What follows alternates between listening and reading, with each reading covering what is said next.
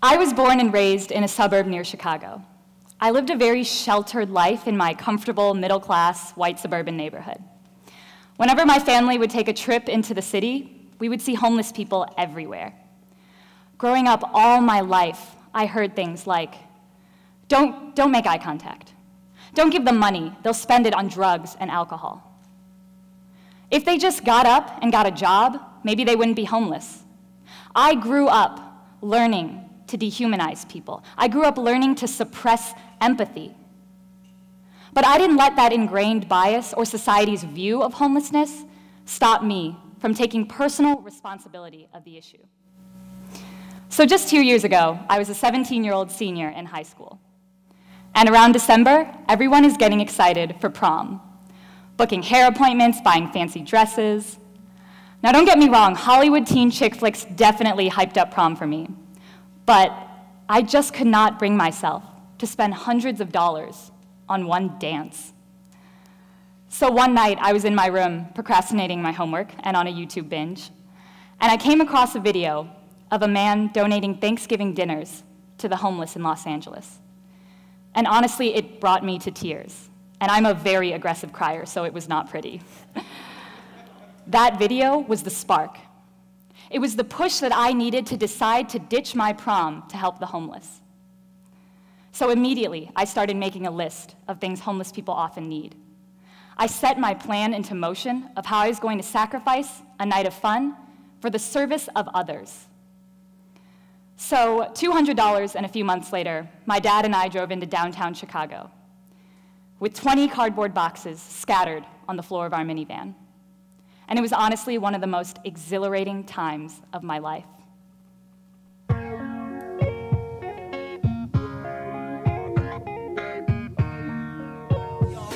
It is Saturday, March 28th, 2:30 p.m., and we're at Costco to do a little shopping. Practice what you preach, and what you turn the other cheek. Father, Father, Father, help us, send some guidance from above. These people got me questioning, where is the love?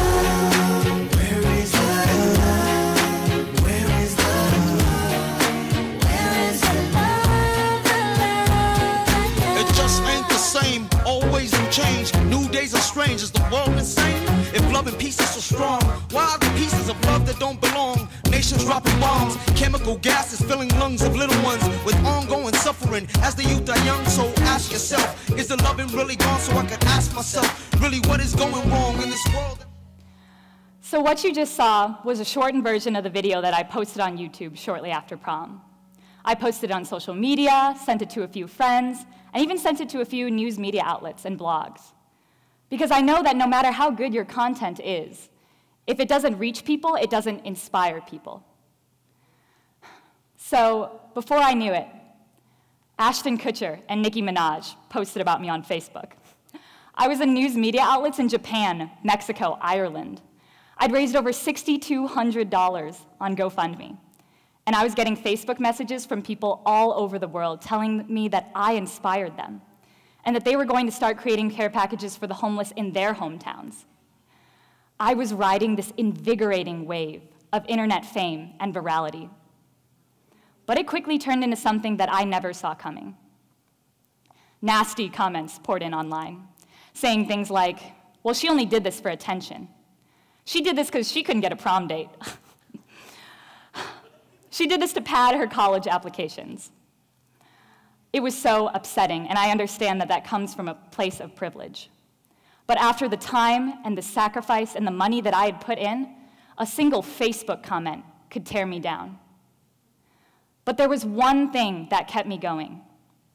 It was a letter I received from a 5th grader with special needs. Jordan said, "You should keep helping people that are poor.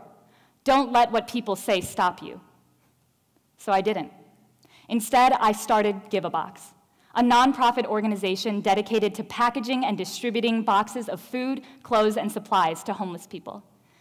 To date, we've served more than 400 homeless men, women, and children across the country.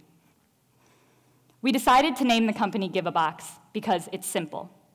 And giving is simple. Being an active citizen in our communities is simple. And it starts with empathy. Small acts of kindness to show others that you care about them. Genuinely showing love to your neighbors for the sake of humanity. But what does empathy look like? And how can we make tangible changes in our life to start incorporating it? Well, I was in Philadelphia last month, and if you've ever been there, you know there are homeless people on every corner. I came across a woman who looked like she couldn't have been much older than me, and she held a sign that says, "Anything helps, even a smile." So what does it take for you to smile at a person? A second out of your day? Well, you have 86,400 of those every single day. I know you can spare a second. See, I want you to understand that giving comes in many different forms. You can give your attention. You can give your time and your energy. You can give your encouragement, like Jordan, the 5th grader, gave me. See, don't get this wrong. Philanthropy isn't about how much money you can donate.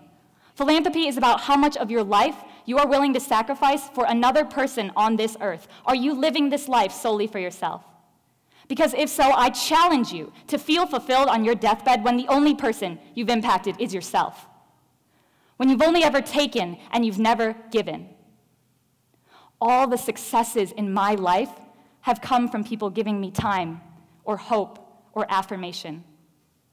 You can change someone's life, but you first have to believe that you can. Now, I'm not saying giving is easy. Putting another person before yourself isn't easy. What's easy is putting cookies into a bag at the food bank, walking out and living your life as if food insecurity doesn't exist in our communities. Giving is a change in the way that you live your life, and it's a change in your heart. So, what is the point of these give-a-box distributions? It's not so people can go out there and do them and forget about homelessness. No. It's not so they can check off a box on their morality list, dust their hands off, and say, "My good deed of the month is done." No. It's to start the spark. It's to get people thinking, to get people caring. When you come face to face with someone with a life so vastly different than your own that you can't believe you just complained about the Starbucks Wi-Fi, because trust me, I was that person. So what starts the spark? My spark started from a YouTube video. I was inspired by a spark on YouTube. Social media plays a powerful role in philanthropy. But for some reason, millennials are under fire for our use of it. And I think it's completely unfair. I would not be standing on this stage sharing this message with you if it weren't for social media. Why are we criticizing people for sharing acts of kindness online when their good deeds inspire others to perform similar acts? It reaffirms that there is hope and good people in this world in a media flooded with conflict and war and politics.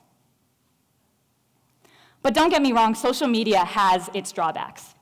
Facebook has made slacktivism a very easy thing to fall into. Profile picture filters and liking pages can bring attention to the causes that we care about, but they absolutely cannot be the only thing that we do. Do not mistake slacktivism for empathetic giving. So what does empathetic giving look like? Well, Give-a-Box creates handwritten letters by each volunteer to include in our boxes. Volunteers often have a hard time thinking of what to write. And I tell them, imagine yourself in a similar situation and write what you would need to hear to remain hopeful. That is empathy.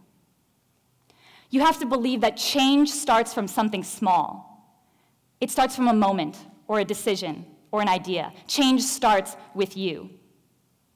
But I'm not asking you to make giving the biggest chunk of your day or of your life. I'm asking you to center your life on it and start thinking of everyday ways that you can incorporate giving. Buy coffee for the next person in line, hold the door open, compliment a stranger, mentor someone. Giving is simple. So I want to close on a quote from this homeless man in Chicago. He said, "When you feel like giving up, think of me. Because even when you think you have nothing, you have something, your heart. And that is something no one can take away. Thank you.